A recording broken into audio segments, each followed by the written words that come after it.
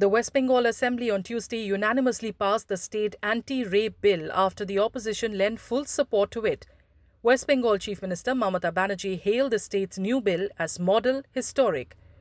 The bill was introduced by Law Minister Molloy Ghatak at a special session.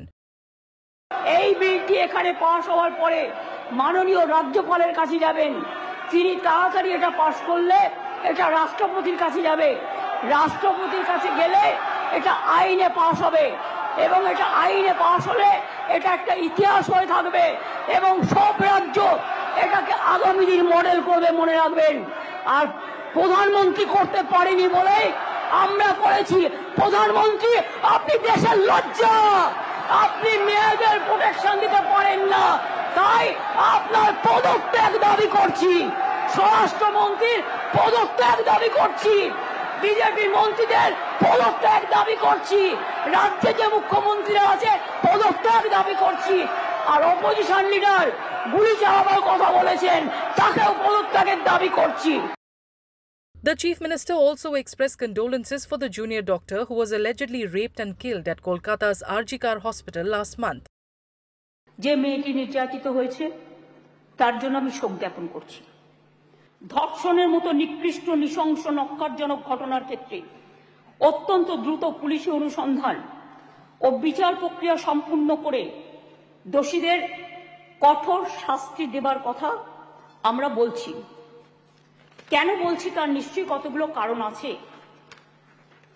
যে কোনো সুবুদ্ধি সম্পন্ন মানুষই কোন রকম শর্ত ছাড়া নিঃশর্তভাবে এই বিলকে সমর্থন করবে আশা রাখি। ধর্ষণ মানবতার বিরুদ্ধে এক বড় অভিশাপ। ধর্ষকের নির্মম শাস্তি প্রাপ্য। যে সমাজে মেয়েরা ভালো থাকে না, সে সমাজ কখনো ভালো থাকতে পারে না। The legislation aims to strengthen protection for women and children by revising and introducing new provisions related to rape and sexual offences.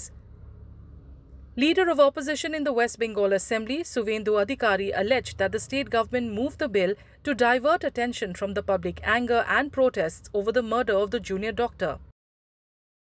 সরকার এই বিপুল জনবিক্ষোভ, গণরোষ, ঘৃণা, ক্রোধ,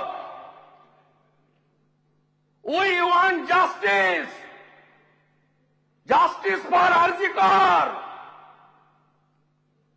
এই জায়গা থেকে ইস্যু ডাইভার্ট করতে চাইছেন আপনারা। বিএনএসএ তো সবই ছিল, বিএনএসএ তো কিছুই বাদ দেয়নি।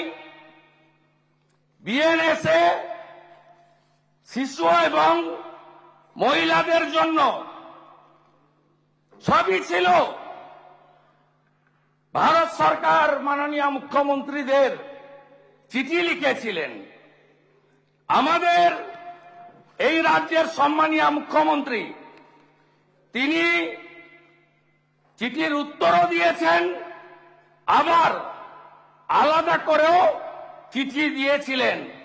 সেখানে তো এই অ্যাপ্রোচ ছিল না। The draft legislation seeks capital punishment for persons convicted of rape if their actions result in the victim's death or leave her in a vegetative state.